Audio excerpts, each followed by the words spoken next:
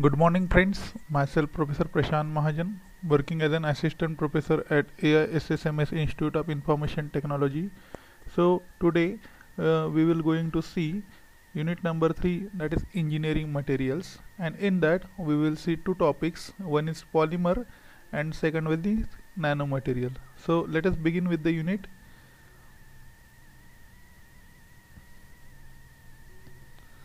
So this is the lesson plan for the unit. In that we are going to see engineering thermoplastic. The example is polycarbonate. Then conducting polymer. In that we will discuss polyacetylene. Then next is next is biodegradable polymer. In that we will see polyhydroxybutyrate valerate. The next topic is in electroluminescent polymer. In that we will see polyparaphenylene vinylene as an example. And in the polymer, the last topic is polymer composite. So in that we will see fibers reinforced plastic. So that is about from polymer. And in the nanomaterials we will see its classification, then graphene, carbon nanotube, quantum dots, their structures, properties and application. So this is the lesson plan to be covered in the next 8 lectures. So starting with the polymer. So these are the few polymers, but they are inorganic. So some of them are given here. So polysilicates, which are present in the rocks, polyphosphates, which are present in your bone, and then third one is polydimethyl germane. So these are the inorganic polymers which are existing. That two are existing naturally, polysilicates and polyphosphates. So introduction to the polymer. So as you studied in your last previous class, that is what is monomer, what is polymer, what is polymerization. So that is the introductory part. So just I'm going to give you highlights of that. So what is monomer? So monomer is the simple chemical substance of low molecular weight which can be converted into polymer, and the molecule of monomer has at least two easily reactive positions. So simply you can remember like this: monomer combines to form polymer. So monomer combines to form polymer. So monomer is a low molecular weight compound and it will form high molecular weight compound. So this is the example of the monomer. So this is ethylene molecule, ethylene, and that is written number of times, that is ethylene like that. So what happens in that double bond present in the ethylene molecule is going to break and that will combine to the next ethylene molecule. So there are 3-4 mechanisms of the polymerization, that is free radical, cationic mechanism, anionic mechanism and coordination mechanism. So we are not going to discuss that, but that ethylene, the conversion of ethylene to polyethylene, it is taking place by free radical mechanism. So that free radical mechanism means what? There is an initiator and it is going to create radical.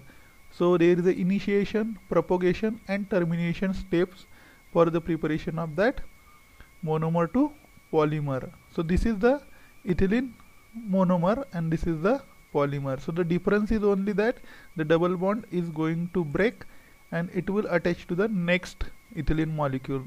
Similarly, the double bond is going to break of the next molecule and it will add to the next monomer. So that is the introductory part. So next is polymers are giant molecules known as micromolecules and have high molecular weight. So where it is going to be used or where the polymers are substituted. So first example is metals, woods, cotton, wool, gums, glass and ceramics. So as we know, initially the chairs and tables are prepared from metals and woods. Right now it is prepared from plastic, that is polymer.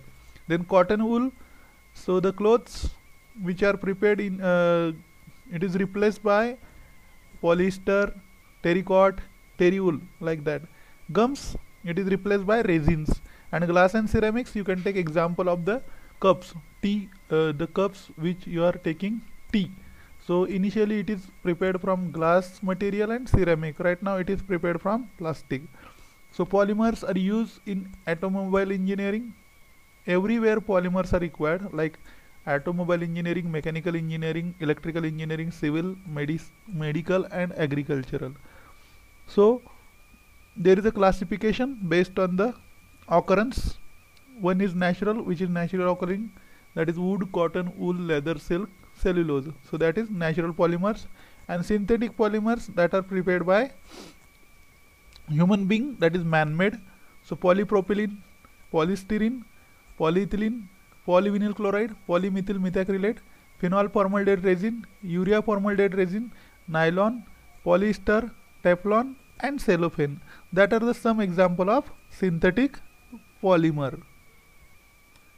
Then next is engineering thermoplastics. So today we will discuss one topic, that is engineering thermoplastic. So what is engineering thermoplastic? So it is the group, or thermoplastics are the group of materials obtained from polymer resins which provide one or more outstanding properties when compared with the commodity thermoplastic such as polyethylene, polystyrene, etc. So you can see, if you use engineering thermoplastic instead of that commodity plastic, we will get properties like high thermal stability, then high tensile strength, high impact strength, high chemical resistance, high flexibility, high mechanical strength, lightweight, readily moldable into complicated shapes. So these advantages are useful or giving scope in use at automotive, electrical, electronics, computer component, satellite, robot and aerospace. For example, polycarbonate, polysulfonate and Teflon PPV. So these are the some examples of engineering thermoplastic. So we will discuss polycarbonate. So this is the example of polycarbonate. So it is also called as Lixon and Merlon. And polycarbonates are engineering thermoplastics which are polyester. So this is polyester. You can see this is the COR. So this is the COR, that is ester linkage, and that is called as polyester. So you can see the monomers required for this preparation of polycarbonate is, this is called as bisphenol A. So bis means this is phenol 1, this is phenol 2, that is 2 phenols, and A means that is acetone. So what happens, acetone is having double bond O, and the double bond O, it is removed by taking one hydrogen from this phenol and one hydrogen from this phenol. Okay, so that will become bisphenol A. Then what happens, that hydrogen will react with this phenoxide and it will connect to the OC double bond O. Then you can write bisphenol A, then diphenyl carbonate, again bisphenol A, again diphenyl carbonate. As it is a polymer, so you can write it number of times. So that will remove each time this phenyl OH group, and in between there will be carbonyl group. So you can see, so this is bisphenol A, this is carbonyl from this diphenyl carbonate, and again this is this one, that is bisphenol A. And when we will react one molecule of this diphenyl carbonate, you will get 2 phenol as a byproduct. So bisphenol A and the diphenyl carbonate is the monomer for preparation of polycarbonate. Then next is properties. So first property is that polycarbonate has high impact strength and tensile strength. That means there will be no effect of the impact and load on the polycarbonate. Then second, high melting point, that is 265 degrees Celsius. Good transmittance, so that is good heat resistance, that is up to 140 degrees Celsius. That means we can use it up to 140 degrees Celsius. Very high tensile strength, which already we have discussed. Transparent, that is 1.58 refractive index. Then highly transparent plastic, transmittance is 88%. That means due to that transmittance we can use it at optical purpose. That means their optical filters, sunglasses, scuba goggles, your computer screen, LED screen, there we can use due to that high transmittance. Then resistance to water and many organic components, but dissolves in organic solvents and alkali. So limited chemical and scratch resistance, no resistance to UV. Okay, so one by one we will discuss that properties by looking at applications. So first is application. So security component, that is used for bulletproof material preparation. Then second is electrical and electronics component, used as insulator in electronics, industrial plugs, sockets, switches, cover of cell phones, laptops, pagers. Okay, so your mobile phone covers, then your laptop covers, then switches, sockets, plugs, that can be prepared from polycarbonate. Then data storage devices like CDs, DVDs and Blu-ray disc, that are prepared from polycarbonate. Then due to that high transmittance, that is 88%, it can be used in optical applications, such as you can see for making sunglasses, swimming and scuba goggles, safety goggles, visors in helmet, automotive headlamp lenses. So due to that high optical activity, it can be used in the optical applications. The next, electronic display screen, means your mobile screen, LCD screen, PC lenses, you can use polycarbonate.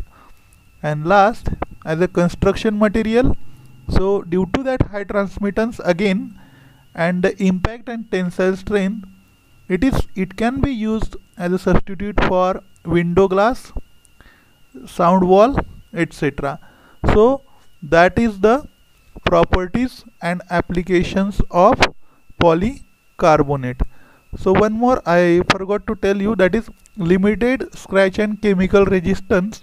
So you can remember like that your specs or lenses, that specs get scratched, so that is called as limited scratch resistance. So that is the property of polycarbonate, and these are the some applications. So you can see that is the goggles, helmet, visors, then bulletproof glass, then back cover, then headlamps, CDs, bulletproof jackets, and that is car glass. So that is the polycarbonate, its preparation, its structure, its properties and application. So that's it from today's lecture. Thank you.